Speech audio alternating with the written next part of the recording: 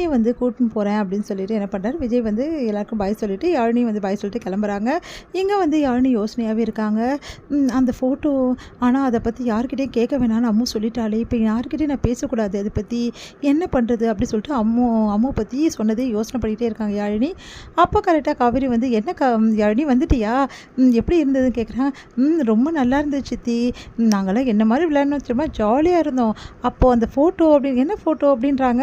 உடனே வந்து ஐயோ அம்மா சொல்லக்கூடாதுன்னு சொல்லியிருக்காளே, நம்ம சொல்லிட போகிறோம் அப்படி சொல்லி, ஒன்றும் இல்லை அங்கே இருந்து எல்லாமே நாங்கள் பார்த்தோம், அதான் சொல்ல வந்தேன் அப்படின்னு மாதிரி சொல்லிடுறாங்க யாழினி. உடனே வந்து இந்த ப்ராமிஸை நான் எவ்வளோ நாள் வரைக்கும் காப்பாற்றுவேனே தெரியலையே, என்னால் சொல்லாமல் இருக்க முடியலையே, இப்போ என்ன பண்ணுறது, யார்கிட்ட சொல்கிறது, அம்மா கிட்ட சொல்லிடலாமா அப்படின்னு சொல்லிட்டு யாழினி யோசிச்சுட்டே இருக்காங்க. இங்கே வந்து என்ன பண்ணுறாங்க, அம்மு வந்து ரொம்ப சந்தோஷமாக வந்து பேசிகிட்டு இருக்காங்க எல்லாக்கிட்டேயும். அப்போ அம்மு வந்து யாழினி சொன்னதே ஞாபகமாக இருக்குது. சரி நம்ம இதை பற்றி பாட்டிக்கிட்ட கேட்போம் அப்படின்னு சொல்லிட்டு போயிட்டு நம்ம என்ன பண்ணுறாங்க, ராதா கிட்ட வந்து கேட்குறாங்க. இந்த யாழினி சொன்னால் அந்த ஃபோட்டோவை பார்த்துட்டு உன் அம்மாவும் என் சித்தியும் ஒரே மாதிரி இருக்காங்க, அது எப்படி இருக்க முடியும், அப்படிலாம் இருக்கிறதுக்கு வாய்ப்பே இல்லை அப்படின்னு சொல்லிட்டு சொல்கிறா.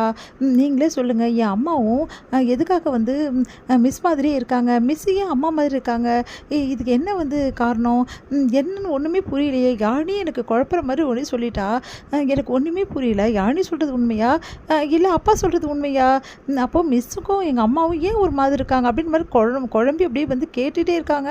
அதெல்லாம் கேட்டு ராதா ரொம்ப குழம்பி போகிறாங்க. ஒன்று ராதா வந்து ஒரு கட்டத்தில் வந்து தாங்க முடியாமல் எல்லா உண்மையுமே சொல்லிடுறாங்க. இந்த மாதிரி உன் அம்மா தான் வந்து மிஸ்ஸு போதுமா 10 மாதம் சுமந்து பெற்று எடுத்தது காவேரி மிஸ் தான், அதனால தான் வந்து ஒரே மாதிரி இருக்காங்க, போதுமா அம்மு அப்படின்னோன்னா அப்படியே அதிர்ச்சி அடைகிறாங்க. அம்மு நீங்கள் என்ன சொல்கிறீங்க பாட்டி, நிஜமாவே வந்து காவேரி மிஸ் என்னோட அம்மாவா அப்படின்னோன்னே, ஆமாடா உன்னோட அம்மா தான்டா, இந்த விஷயத்த உங்ககிட்ட எப்படி சொல்கிறதுன்னு தெரியாமல் இவ்வளோ நாள் நாங்கள் தவிச்சிட்டு இருந்தோம்டா பாட்டி, நிஜமாவே வந்து அவங்க என் அம்மா தானா, நிஜமாவே உன்னோட அம்மா தான்டா, ஒருத்தர் மாதிரி இன்னொருத்தர் எப்படிடா இருக்க முடியும் அப்படின்னோடனே அப்படியே வந்து அழ ஆரம்பிக்கிறாங்க. அப்போ எதுக்காக காவேரி மிஸ் வந்து என்னை வந்து அவங்க பொண்ணாக ஏற்றுக்கல, என்னை ஏன் விட்டுட்டு போயிட்டாங்க, அப்பா கிட்ட சொல்லுங்கள், என்னை அவங்களுக்கு பிடிக்கலையா, எதுக்காக என்கிட்ட வந்து அவங்க ஸ்டூடெண்ட்டாக வந்து என்னை வந்து பார்க்குறாங்க, எனக்கு ஒன்றுமே புரியலையே அப்படின்னு சொல்லிட்டு குழம்பி போகிறாங்க. உடனே வந்து ஏன்னா உன்னோட மிஸ்ஸுக்கு எல்லாமே மறந்து போச்சு, உன் மிஸ்ஸுக்கு அப்பாவும் மிஸ்ஸும் வெளியே போயிருந்தாங்களா, அப்போ திடீர்னு ஆக்சிடென்ட் ஆகிடுச்சு, அப்போ தான் வந்து உங்கள் மிஸ்ஸுக்கு எல்லாமே பழசெல்லாம் மறந்து போச்சுடா அப்படி சொல்லிட்டு நடந்த விஷயத்தை எல்லாத்தையுமே வந்து ஒன்று ஒன்றா சொல்லிகிட்ருக்காங்க. அவங்க வந்து நம்ம ராதா அதெல்லாம் கேட்டு வந்து அழறாங்க. அப்போ மிஸ் தான் என்னோட அம்மாவா, ஏன் இவ்வளோ நாள் அப்பா என்கிட்ட இதை சொல்லலை அப்படின்னு சொல்லிட்டு அழுதுகிட்டே இருக்காங்க. இங்கே பாரு அம்மு, இந்த விஷயத்தை பற்றி நீ யார்கிட்டையும் பேசக்கூடாது சரியா, யார்கிட்டையும் சொல்லக்கூடாது, ஏன்னா காவேரி மிஸ் தான் எல்லாம் மறந்து போச்சுல, அதனால சொல்லக்கூடாதுடா, புரிஞ்சுக்கடா அப்படி சொல்லிட்டு போகிறாங்க.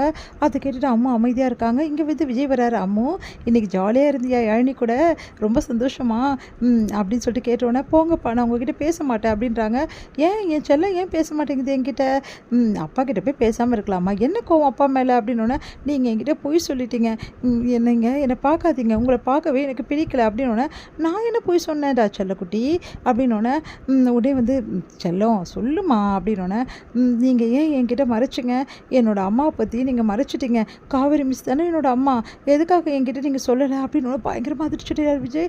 உன்னை வந்து உனக்கு எப்படி இந்த விஷயம் தெரியும், எனக்கு எப்படி தெரியும்னு தான் கேட்காதீங்க, உண்மையை சொல்லுங்கள், காவேரி மிஸ் தானே என்னோட அம்மா அப்படின்னோடனே விஜய் அப்படியே உடஞ்சி பார்க்குறாரு. பார்த்துட்டு அது வந்து அப்படின்னு சொல்லிட்டு அழறாரு. அப்பா சொல்லுங்கப்பா. ஆமாடா, இந்த விஷயத்தை உனக்கு யாரா சொன்னது, எல்லாம் வந்து ராதா பாட்டி தான் சொன்னாங்க. பாட்டியா, ராதா சித்தியா, ஆமாம் அவங்க தான் சொன்னாங்க. ஆனால் என்கிட்ட ஏன்பா நீங்கள் சொல்லலை, இவ்வளோ நாள் என்கிட்ட ஏன்பா என்னை மறைச்சிங்க, அப்போ என் அம்மா வந்து காவேரி மிஸ்ன்னு சொல்லியிருக்கலாம்லப்பா, அவங்கக்கிட்ட நான் தான் அவங்க பொண்ணுன்னு சொல்லியிருக்கலாம்லப்பா, ஏன்ப்பா சொல்லலை அப்படின்னு சொல்லிட்டு குழந்தை பயங்கரமாக அழ ஆரம்பிக்கிறாங்க. விஜயால் சமாதானப்படுத்த முடியாமல் அப்படியே திகைச்சு போய் நிற்கிறாரு. அம்மு அப்படின்னு சொல்லிட்டு கட்டிட்டு அழறாரு விஜய் தாங்க முடியாமல். சாரிடா அப்படின்னு சொல்லிட்டு அப்படியே கட்டிட்டு அழறாரு. இவ்வளோ நாள் சொல்லாமல் மறைச்சி வச்சுருந்தீங்களா, என் அம்மா தான் அப்படின்னு சொல்லிட்டு ஏன்ப்பா சொல்லலை, என் அம்மா வந்து என் கூடவே இருந்திருக்காங்க, ஆனால் எனக்கு தெரியாமல் இருந்திருக்கேப்பா அப்படின்னு சொல்லிட்டு என்ன பண்ணுறாங்க, அழறாங்க.